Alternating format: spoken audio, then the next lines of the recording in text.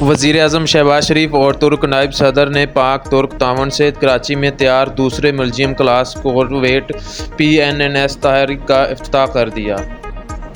وزیر اعظم کا جہازوں کی تیاری کے منصوبے پر ترک صدر طیب اردوان سے اظہار تشکر۔ ترکی کو ایک بار پھر CPEC میں شمولیت کی دعوت۔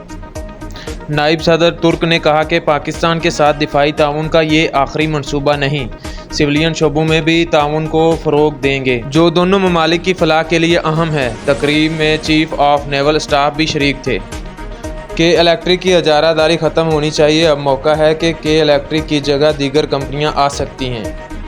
پری پیڈ میٹر سے متعلق MQM کے آئیڈیا پر الیکٹرک بھی راضی ہوا۔ وفاقی وزیر توانائی خرم دستگیر اور MQM کے وفد کی الیکٹرک انتظامیہ سے ملاقات کے بعد مصطفیٰ کمال کی میڈیا سے گفتگو۔ فاروق ستار نے کہا کہ گردشی قرضوں کی مد میں کراچی والوں سے 3.5 ارب روپے کا بھتہ لینا بند کیا جائے۔ الیکشن نئی مردم شماری پر نہیں بلکہ صحیح مردم شماری پر کروائے جائیں، امیر جماعت الاسلامی حافظ نعیم الرحمان کا مطالبہ۔ نور حق میں نیوز کانفرنس کے دوران حافظ نعیم الرحمان کا کہنا تھا کہ پہلے کراچی کی مردم شماری ٹھیک کرائی جائے، پھر حلقہ بندی کر کے الیکشن کروائے جائیں۔ وزیر اطلاعات سندھ شرجیل میمن نے موبائل ہیلتھ کیئر یونٹ کا افتتاح کر دیا۔ صوبائی وزیر نے بتایا کہ میڈیکل یونٹس کو بھی مختلف اضلاع میں بھیجا جائے گا۔ شرجیل میمن کہتے ہیں تنقید کرنے والے صوبے میں اچھائی بھی دیکھیں، ایک دوسرے کو نیچا دکھانے کے بجائے شاباشی دینے کی روایات قائم کی جائیں۔ پاکستان نے ایک بار پھر دہشت گردی کا سلسلہ نہ تھمنے پر آخری قدم کے طور پر افغانستان میں کارروائی کا اشارہ دے دیا۔ وزیر خارجہ بلاول بھٹو نے کہا پاکستان عالمی قانون میں رہتے ہوئے اپنے دفاع کا حق رکھتا ہے۔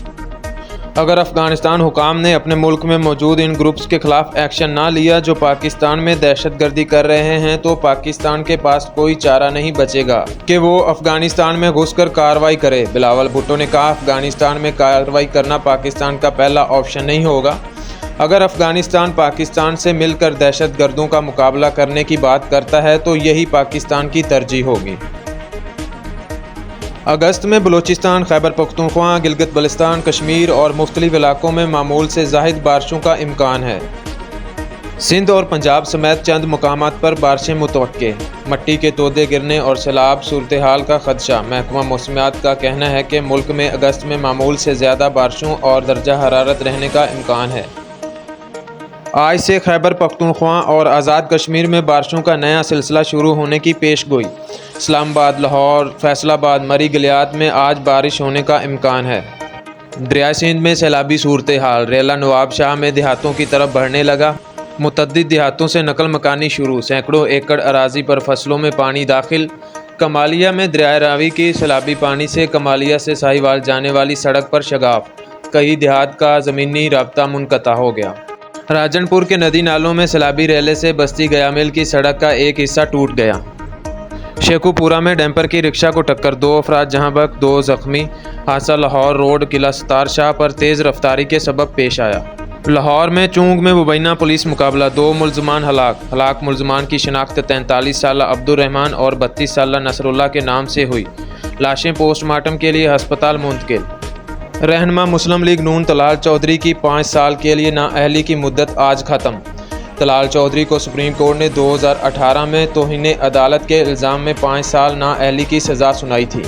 نون لیگ کے اعلامیے میں کہا گیا کہ سابق چیف جسٹس ثاقب نثار نے فیصل آباد جلسے میں طلال چودھری کی تقریر پر نوٹس لیا تھا۔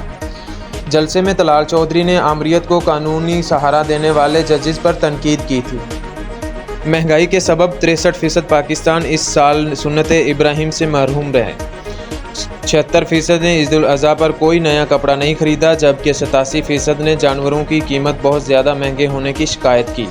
غالب پاکستان نے عوام رائے پر مبنی نیا سروے جاری کر دیا۔ سروے میں 31% پاکستانیوں نے مکمل گائے کے بجائے اجتماعی قربانی میں حصہ لینے کو غنیمت سمجھا، جبکہ 79% نے شکوہ کیا کہ تمام کوششوں کے باوجود اس بار عید قربان پر اخراجات میں اضافہ ہوا۔ سابق کپتان راشد لطیف کا PCB کرکٹ کمیٹی سے اظہار لا تعلقی، کہا چیئرمین مینجمنٹ کمیٹی ذکا اشرف کی پیشکش پر انکار کر چکے ہیں۔ مصباح الحق کے کہنے پر ایک بار اجلاس میں گیا